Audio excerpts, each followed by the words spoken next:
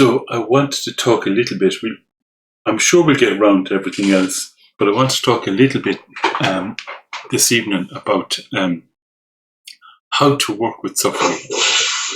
And when I say suffering, I don't mean arthritis.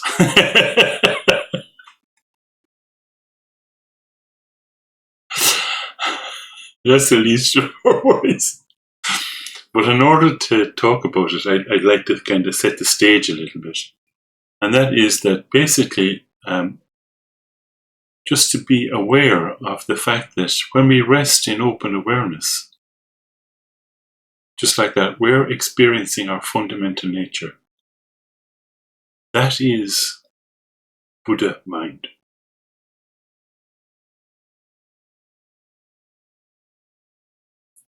Buddha, not somebody 2,500 years ago, is open awareness itself. Our fundamental nature is Buddha.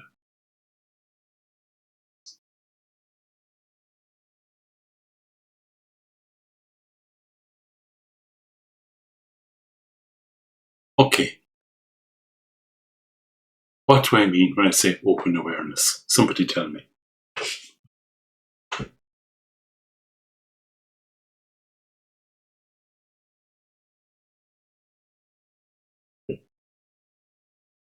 Hope you're not expecting me to do all the work. Open awareness.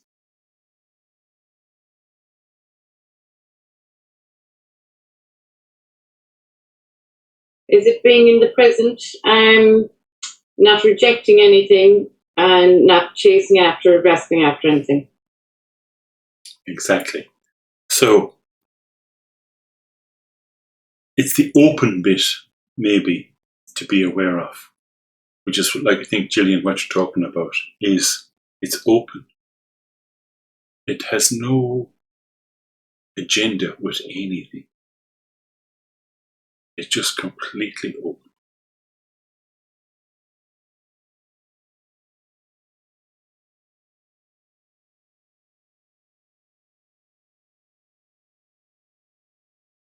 So when I talked about fundamental nature, yes, Cecily, I'm recording it.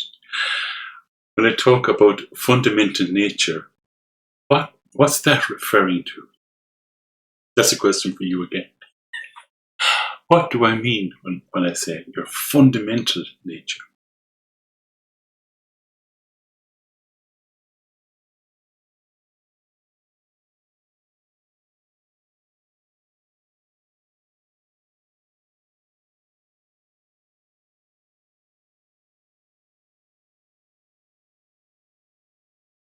Awareness.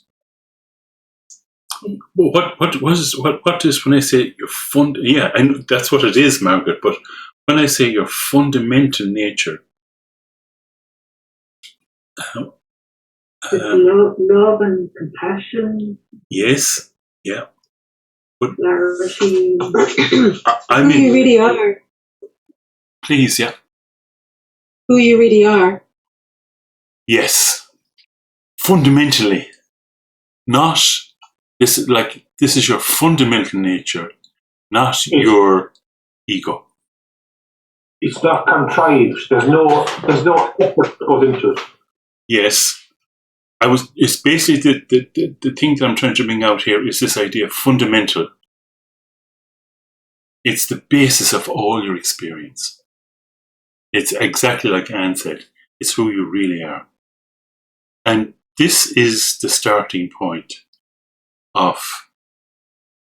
in fact, we actually have right now, each and every one of us, Buddha mind. And in that mind, in that open awareness, nothing sticks.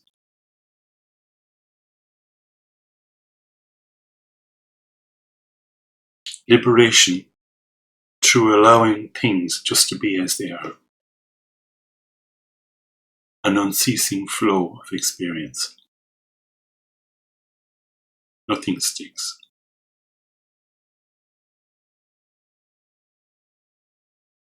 But this experience is not cold. Cold. It's not frozen. It's not isolated from reality. And this is actually where there's a difference between, this is where we go wrong. Right? So that a Buddha, Say that again?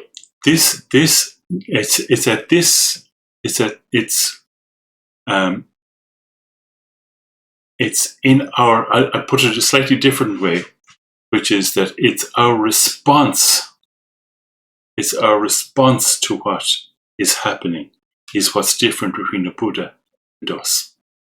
A Buddha is not cold. A Buddha does respond to reality. Buddha is not isolated from reality, living in some far-off land. Right? And what the Buddha experiences is, God, my language is gone. What the Buddha experiences is a natural responsiveness to what appears. And in other words, like a Buddha will respond naturally with love, compassion, understanding, a kick where a kick is needed, but without any intention of doing so. It's just a natural response. It's not planned. There's no strategy involved. It's a natural response. And in it, there is no I. The Buddha does not experience I. The Buddha's experience is free from complexity. Very simple. Oh, there's a lot there. Do you want to ask me about it? Is it clear?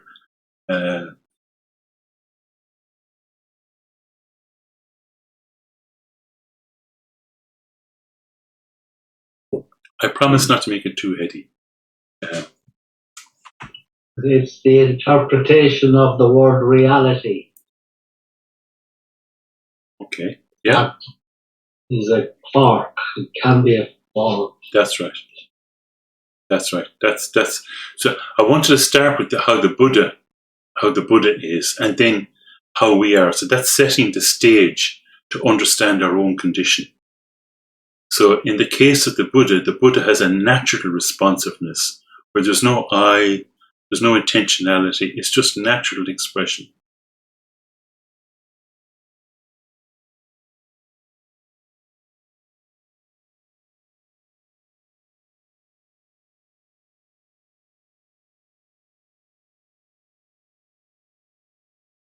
It's very simple. It's uncomplicated. Okay? Now, shall I go on? Okay. So, we, on the other hand, simply because we haven't allowed things to be just as they are, and we respond by trying to establish a relationship with the appearance.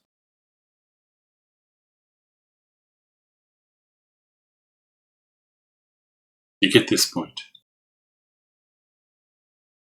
It's quite concentrated, this, but I hope it's simple enough.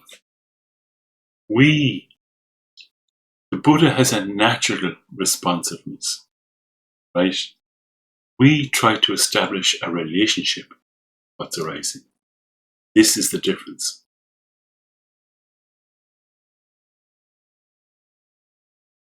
By establishing a relationship, do you mean grasping? Yeah, exactly. That's the origin of the grasping, is this attempting to establish a relationship. And is that what gives rise to duality then? Yes, yes.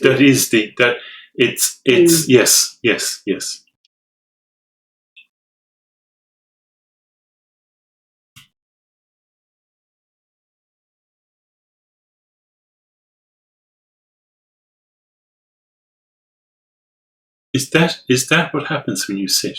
You see that? You have a mind. You must see what's happening to yourself. Is this just something that is made up, or is this actually what's happening?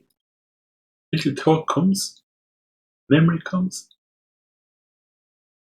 You attempt to establish a relationship with it. Am I right? Is it another way of putting that? Maria, you're frozen. Oh, is everybody frozen? Everybody's frozen. Hold on a minute. Oh, God. Network down. I don't know. Oh, network down. Hold on. I think it's back. Everybody froze there for a minute. Maria, what were you saying? Please. Gee, I should remember. You said is it another way of I putting it? think that we engage our judgmental mind, Yes. Yes. Yeah. But this is even like before the judgmental mind kicks in. This is just this attempt to establish a relationship, and then the judgmental mind says, "Hey, let me help." This is all due to insecurity, Yes. to establish some sort of ground. Exactly, Natasha. Exactly. It makes sense of things. Yeah. To benefit and not be harmed. Fear. Open fear. And it's quite complicated. Am I right? Really complicated. And the other thing is that when you're attempting to establish this relationship, you're actually removed from the present moment.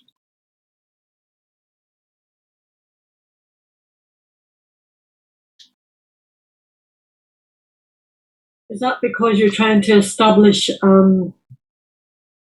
what's the word I want? You're trying to put it into a context, so you're lost? Yeah, and you've got past and future, and you're saying, "Oh, what's going to happen in the future?" And then what word did Maria use? I would just say the eighth consciousness. The judgmental mind kicks in and gives you all these options and emotions.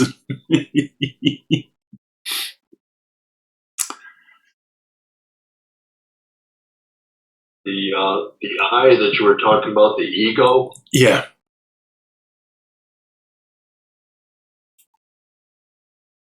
Is it the ego that's actually Well, you see, trying to create the relationship as well? yeah, it's this assumed I, imputed I. Like there isn't an I, there isn't an ego, but we've fallen for it. It's like I always remember them talking about that when the masters and monks were in the Chinese concentration camps, that all the time, 24 hours a day, on loudspeakers in the compound, was all the kind of words of Mao and all the kind of propaganda, and we are victims of the ego propaganda. There isn't an ego, but we have invested in that belief. Does that help, Dennis? I think so. You're still there. You're a Buddha. You're still there. Don't worry. But not like a thing, not an it, not a limitation, not other than open awareness. That's the real you. But we have to face facts, and that is that it's it's all very well having this kind of perspective, but we get caught. We suffer. We do get caught. It's not enough to think your way out of this, right? We get caught. We suffer. So the question then is, okay, we suffer. We have to admit, we have to fess up that that we suffer. We grasp, right? And we suffer. So how do we deal with this? When you're overwhelmed by confusion, it happens to us all. When you're overwhelmed by confusion, how can you deal with it? You're no longer this Buddha. You know what I mean? You're no longer this open awareness. You're suffering. The first, I'm going to give you just like two approaches. The first one is understanding. To understand what the heck is going on. Now, okay, there are two habits we have that are at the root of much of our suffering. And these two habits are comparisons and expectations. What do I mean by comparisons? What do you think I mean? What do you think I mean? Comparisons. It's just to do with whenever you have an experience, you draw onto your memories. Yeah. Yeah. More, there's more. Martin, as a comparing our life to what way we think that life should be, or comparing it to what others' lives look to be compared to yours. Exactly, Maura. That's exactly it. That's exactly. No.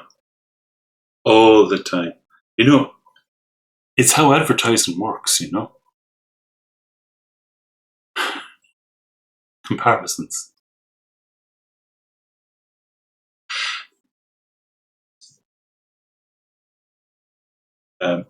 What's the purpose of these comparisons? What purpose do they serve?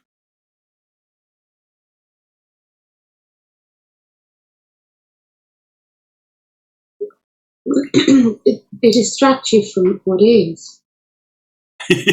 Well, I wouldn't say there's a purpose, Anne. No. To reinforce your sense of self. They do. You know. Yeah. I mean, advertisement can't really work unless you have a real sense of self and what that self is. So it wants you to believe in the story of the self. Yeah. Yeah. Yeah. We try to position ourselves compared to the rest of the world. Yeah, exactly. Gives us a desire, Martin. Say again? Desire for wanting to be like what they're offering you. Yeah, exactly. All that. You judge yourself, Martin. Oh, Don't yeah. you use it to judge yourself? Exactly, Maura. That's exactly it. And what's the effect of all this comparison? Suffering. Yeah. Putting yourself down.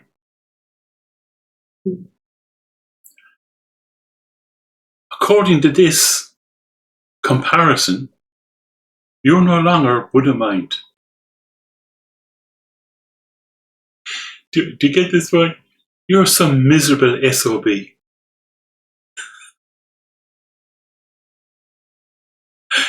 That's what all these comparisons do, right?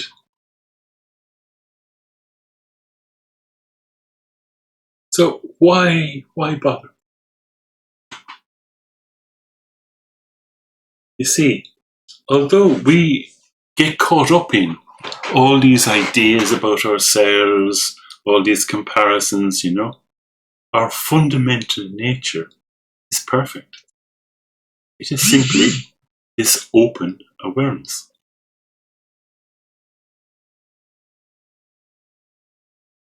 Not even a Buddha can improve open awareness.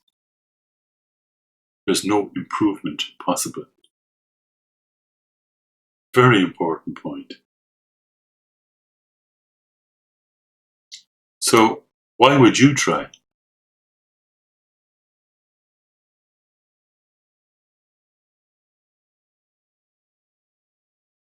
You can't improve this fundamental nature. So,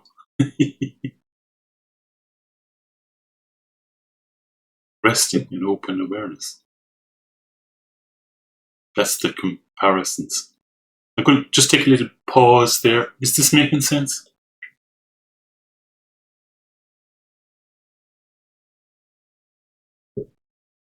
Martin, that makes sense, right? But like us here, as us here group, we're aware of that. But like in your day-to-day life, going about, other people aren't thinking of us in that way. I don't think, unless they're on this path. That's right.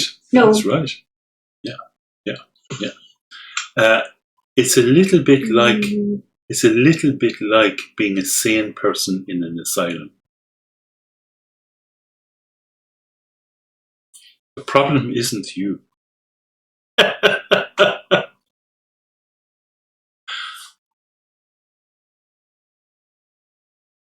Did that help, Maura? Yeah. So It's like if we're stopping judging ourselves, but then everyone else is judging you. Do you know what I mean? You're still up against that. Do you know what I'm saying? Yeah, that's where we're going next. We're going into expectations next. That's the one. So, first of all, was comparisons. So the one comes after that then is expectation. And I think that's what you're talking about, Maura, is how we expect others to be, how we expect other situations to be, how we expect.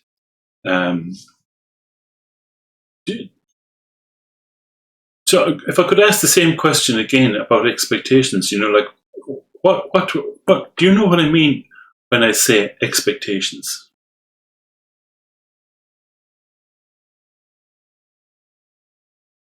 It's like grasping at a result. And expecting a particular result.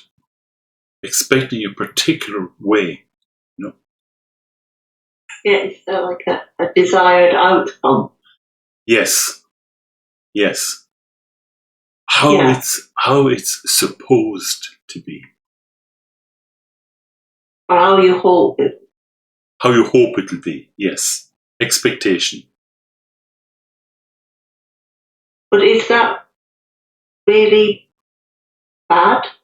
To have an expectation? That's my question. What does it deliver? I know we're caught up in this, right? But you have to ask yourself the question is, what benefit is there from having expectation?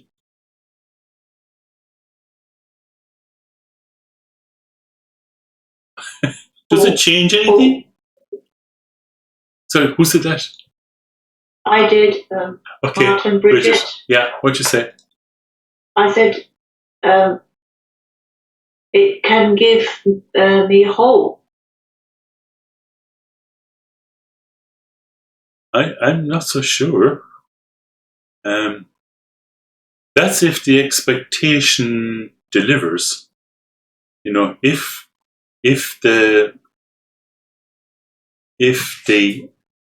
If your expectation and reality match, then that's nice. Problem is that reality does not cooperate. And even if it does, you just get a new expectation. Exactly, Morris. Exactly. It's like, yeah. It's endless. It's endless. And really, like, what happens? you have to ask yourself, like, what happens? Like, for example, you desperately want something that you deserve, right? You desperately want something and you deserve it, but you don't get it. So,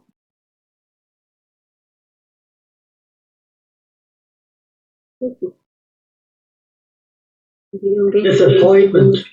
exactly, and suffering. There's another word that describes a lot of people's experience in the modern world, and it's linked here. It's frustration. Yes. Yeah.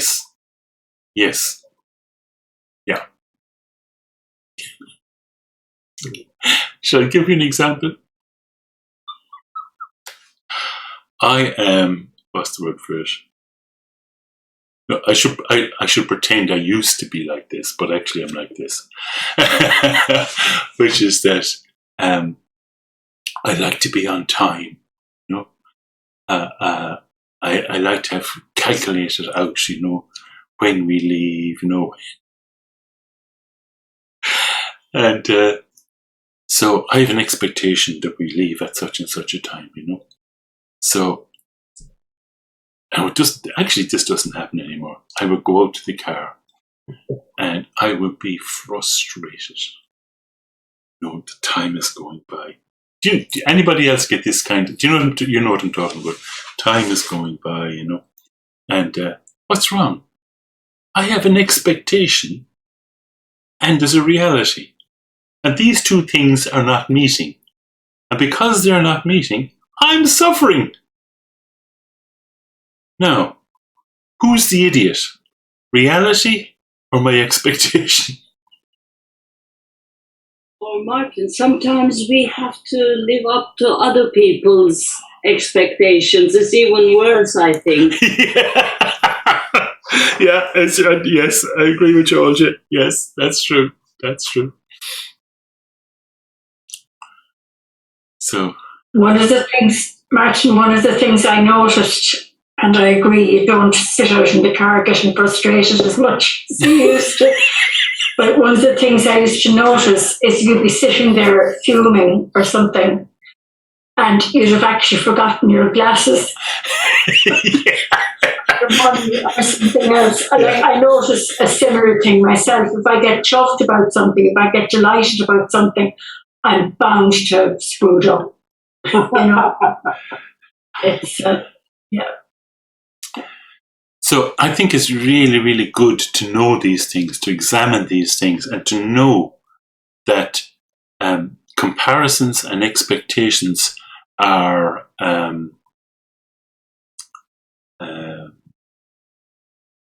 unhealthy? Unhealthy, that's a nice word. Yeah, exactly. And, you know, it's amazing, you know, when you have these, this is it. When you have these, you suffer. But who's making you suffer? Who is bringing the frustration on me? Your own mind. Yeah. Wow. How stupid can you be? I hope you see that I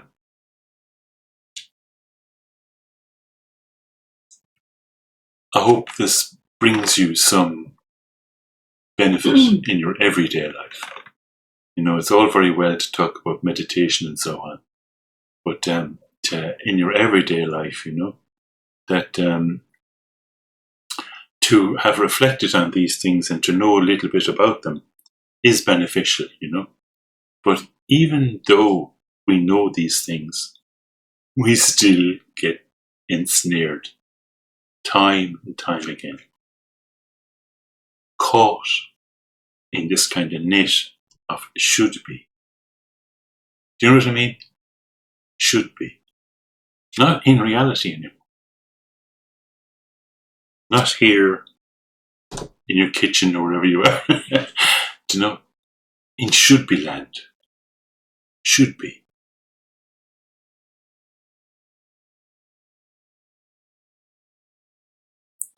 So, now this is the last piece, so then we can have a proper chat. So, there you are. You know all these things, right? But you're suffering. You've been had, right? Your judgmental mind has served you up dog food, and I don't know. I can't find a good analogy. You're suffering, right? So what do? You know. So you're in this world, in this should-be world, in this relative world. You're not in the simplicity of Buddha mind. Okay. So here's the beautiful thing: is that so the first approach is to use understanding. The second approach is using what's called skillful means, skillful methods, right? Methods that you use in this samsara, in this confusion, in this suffering. There are methods that you use. And one of the things to be aware of is that in whatever realm or situation that you're in, Buddhas appear to awaken our primordial being, offering us refuge from suffering. Buddhas appear. Now, what's he talking about? What's going on here? So even in this confused reality, Buddhas appear. What do they look like? They could look like writings. There could be sounds. There could be nature. There could be a teacher. There could be an image. All of these connecting us. All of these connecting us to our reality. I just had a little bit of power cut, which is kind of strange. Okay. Just give me a minute and I'll just check and see if I haven't done something strange here. No, right. Not my problem.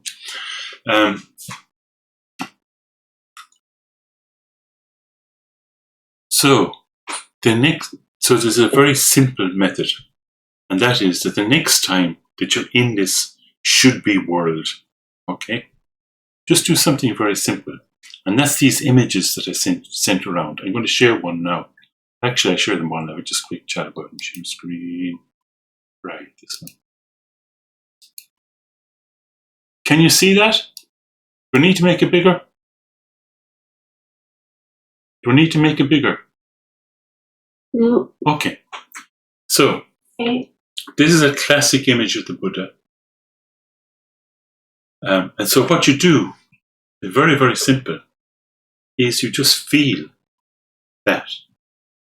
You try to feel to, what word would I use? To experience what that image is experiencing. You try to feel.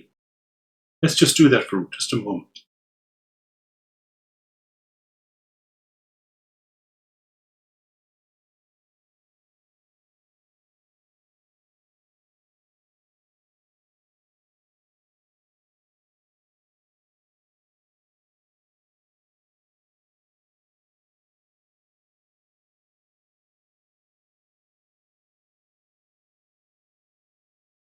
It's quite simple. You know, there's nothing to do.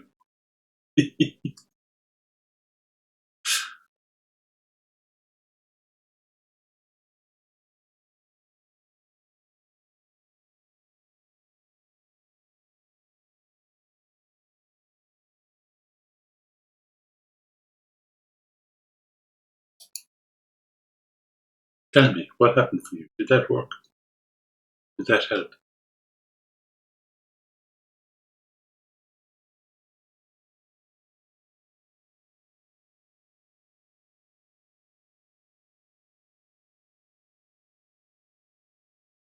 Yes, it does. It's just so simple. This is actually the real purpose of art, isn't it?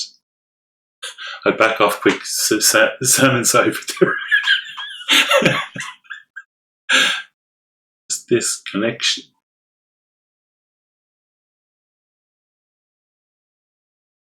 Very simple. You know, you don't have to do anything with your mind. You don't have to do any practice. You don't have any hope or fear. All you do is just try and feel. Anybody confused about it? No, it's sort of grounding yourself in the presence when you establish that relationship.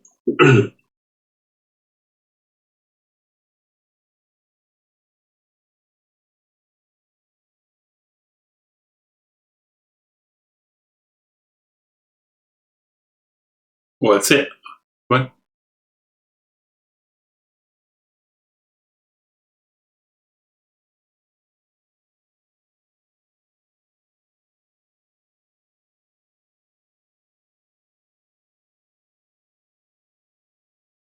So I sent out 3 images, and I just say a little bit about each of them. Again, just to show you. So this is the classic. This is the classic image of a Buddha. Now, I don't think Buddha actually looked like that, right? But this is the whole point. If you look into the face of this image, there's like a serenity, there's a tranquility, there's an understanding, there's like this penetrating wisdom. Or maybe I'm just imagining it. So that's classic kind of Buddhist image.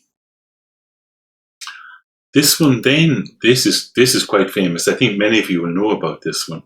This is an image made of the master that brought Buddhism to Tibet. And he had his students make little images for themselves. And I've seen them. And several of his students had absolutely no artistic qualities. And they made images that you'd expect a 5-year-old to make. But even at that, there's some quality. There's something captured in these little childish images.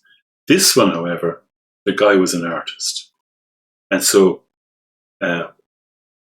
this particular image has been blessed by the Buddha that brought Buddhism to Tibet, this Padmasambhava, Guru Rinpoche. So this is a sacred, blessed image. And this is actually the image that I used when I was starting meditation first. I spent hours and hours just sitting in front of this image. Now, there was all kinds of practices to do and all the rest of it. But there's something quite special about it. And I gave you as well this image, which is one of my favorites. This is Jamyang Khyentse Wangpo. He was the master of masters in Tibet. Oh God, I need to look up his. When he was around.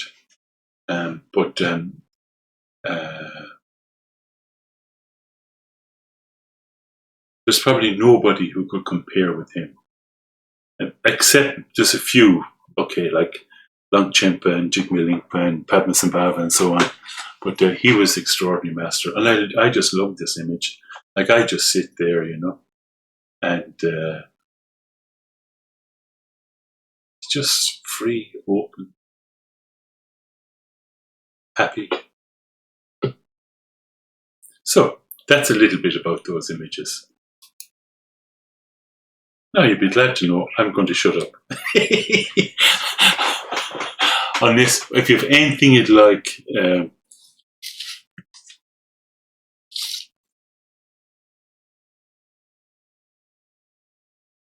Martin, I hadn't heard before this feel the image. I've often heard, to focus on the image. And it was the feeling. It was quite surprising what happens when with that instruction. Very soothing. There's a different dimension that comes with it. Yeah.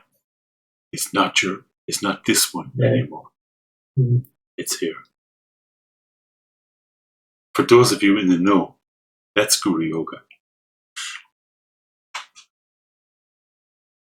Thank you for that. You're welcome. No extra charge.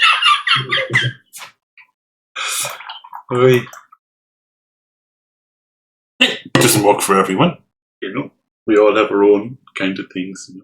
I just find it really powerful.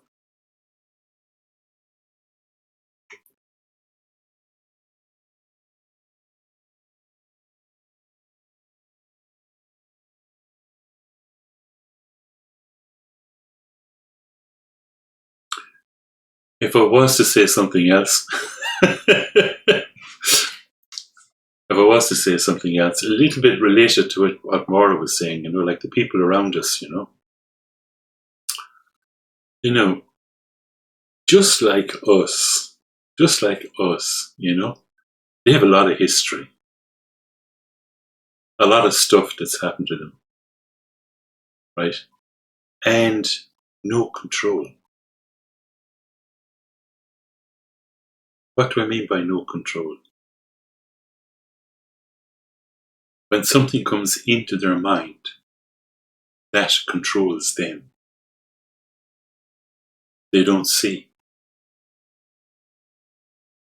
When they act, they don't see they're causing suffering for others.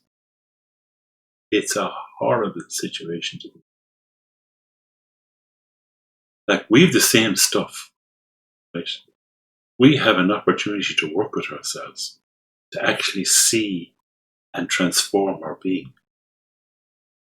We have that opportunity. Those poor devils, they don't,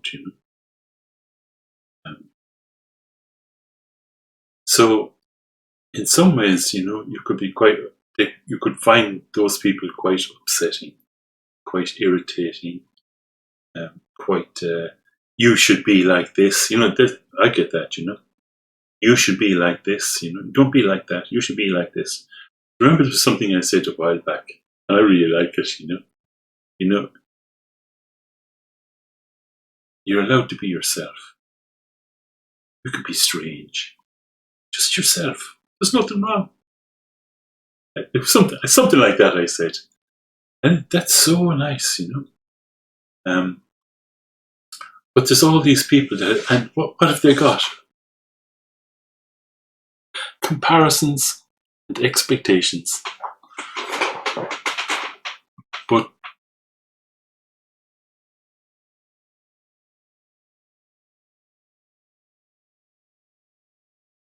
squeezed by them. Squeezed by their comparisons and expectations. And without this, almost like I know I'm making it worse than it is. Okay.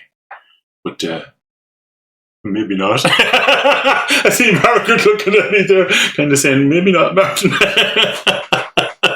And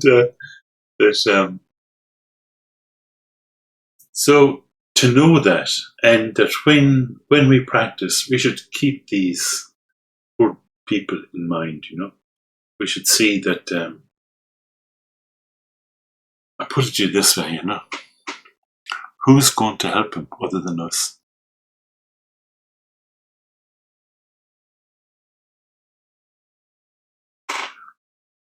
And not by preaching to them.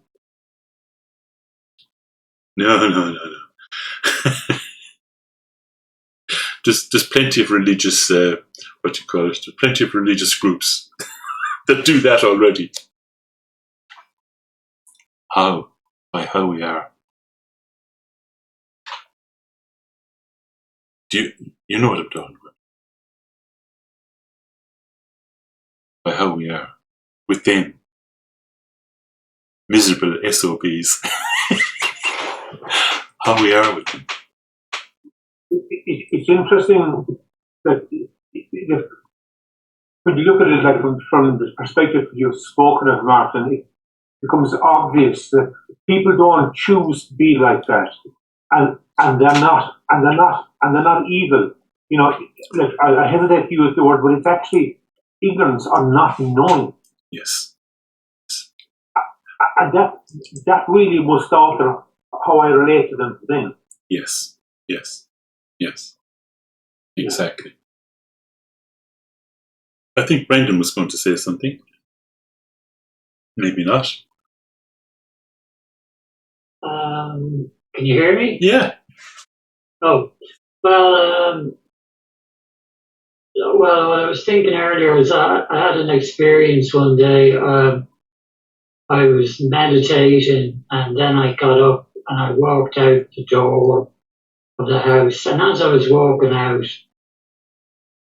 like this, it was like something was like this voice was talking to me. It was saying, "Oh, the sun is shining now. It's this way and it's that way, and this is the way the day is, and this is the way things are." And at that moment, I kind of looked. It was like something. It was like something just sitting right in front of me, like pretending to be me, and I just kind of looked like, "Who are you?" You know, it was kind of like bemused. I was kind of like, "Who are you?" Like it was a moment where, I could just see there's something in me, sort of like this voice talking. It was like pretending to be me, and most of the time I just believe it. At that moment, I had a bit of clarity, and it was kind of, I don't know, it was a bit bizarre or something, but it was a bit shocking, you know. Yeah. It was fun as well. Like I was in a kind of a good space. Yeah. Anyway. Yeah. But I remember I read that guy Sam Harris. You know. Yeah. He said a thing I thought was very good in a book. He said we go around as if there's a blind deaf person living inside our head, and we have to fill them in all the time.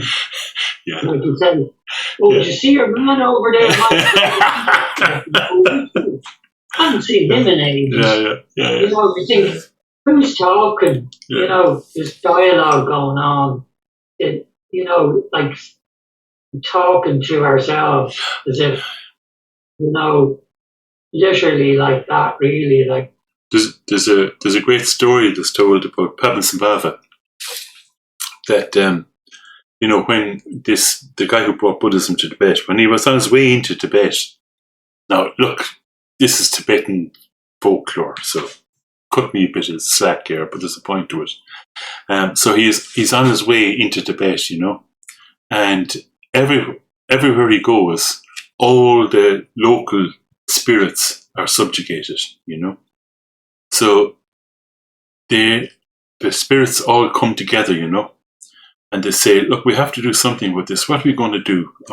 One of the spirits was quite kind of intelligent, and he says, "I know what I'll do." He says, "I'll pretend to just be engaging in conversation, So he did, and he casually asked Padmasambhava, "Is there anything you're frightened of?" And Padmasambhava said one word, but it has a double meaning. And the word means discursive thought. That's all this conversation, Is the one thing you're afraid of, discursive thought. But the poor old spirit, what he heard was the second meaning of the word, which is scorpion. And so he went back to his mates and he told them he's afraid of scorpions. So they all got together and they formed this giant scorpion and they came running after him, And Padmasambhava just waved his Vajra at him and incinerated the scorpion. That was the end of these spirits. That's the story. But the cute thing that I got out of it is, this is what you have to watch out for, is this.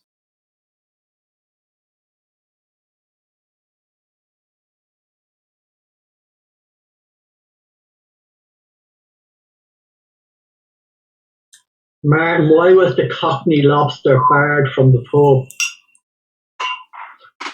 He was giving it all day. What? He was giving it all day. You should come with subtitles. He was what? Did anybody get that? No, apparently not. It must be in Northside Dublin. Oh, okay. Right. Would you like to sit for a little bit? I can talk. We can do whatever you like. Should I try and summarize? No. We just sit. Whatever you like. Speak now or forever remain silent. Sit. Okay. Yeah, it'd be nice. Oh, will I put up that Buddha image? Don't have to. We can just sit. Yeah. Yeah, it's lovely. Lovely. Thank you. Which one?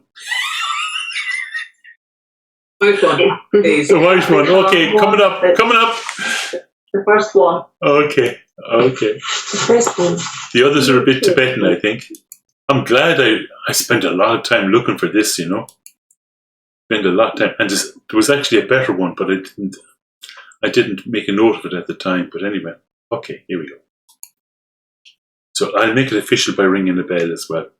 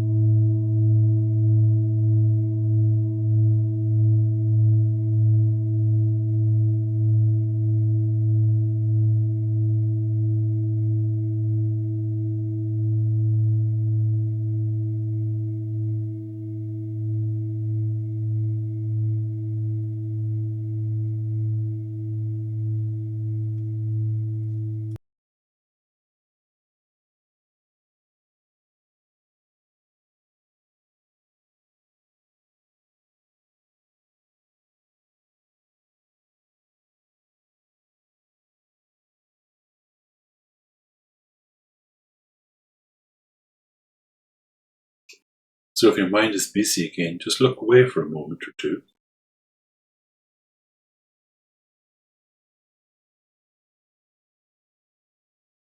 And then come back, feel it.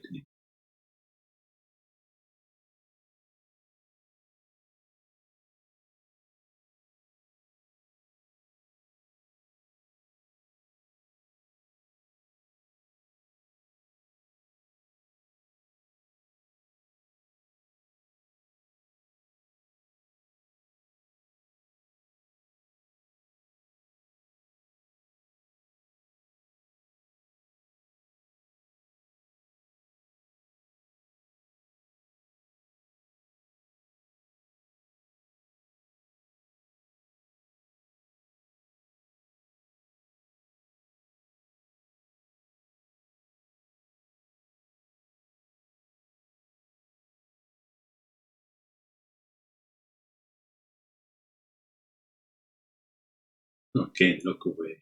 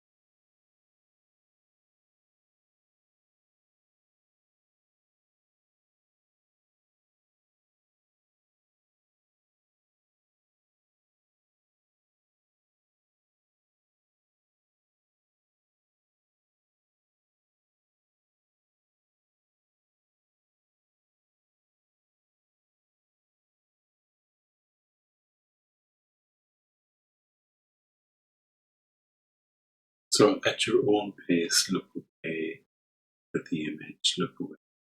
Finding your mind getting busy, away. Break.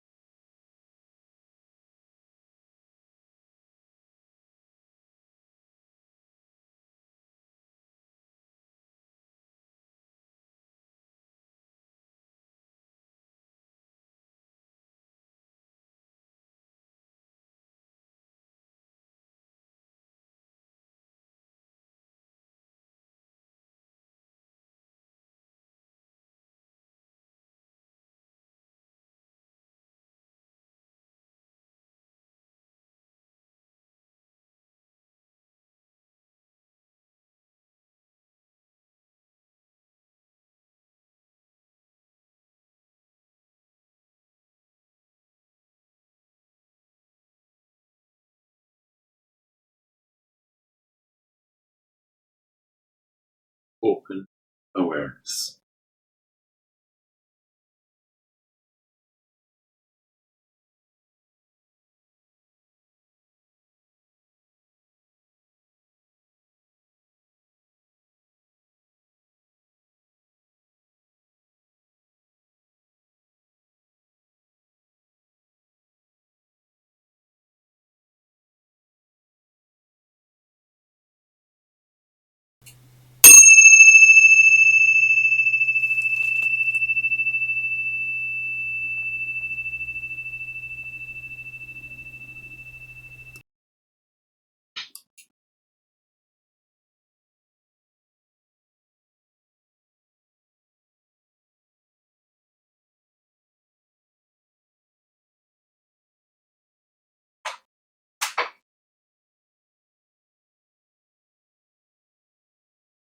I have it written down here just in case. Through this merit, may all beings attain the omniscient state of enlightenment and conquer the enemy of false and delusion. May they all be liberated from this ocean of samsara and from its pounding waves of birth, old age, sickness and death, comparisons and expectations. Okay. I was going to say,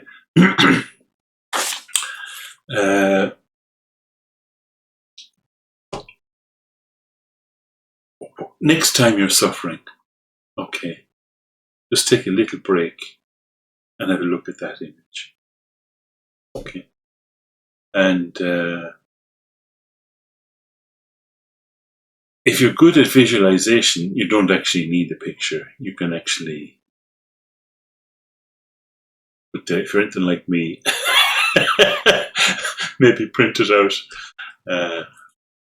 And when I said about treating it with respect, I think that's important actually. Like there's things like traditionally, and like it's Asian, it's an Asian religion. So things you don't do is you don't put your foot over any of these things. You don't walk on them. You don't put you don't put the lower part of your body over them and stuff like that. That's how you show respect. Okay. Okay, usual thing. I'm very happy to hang on. I'm very happy to get feedback, etc.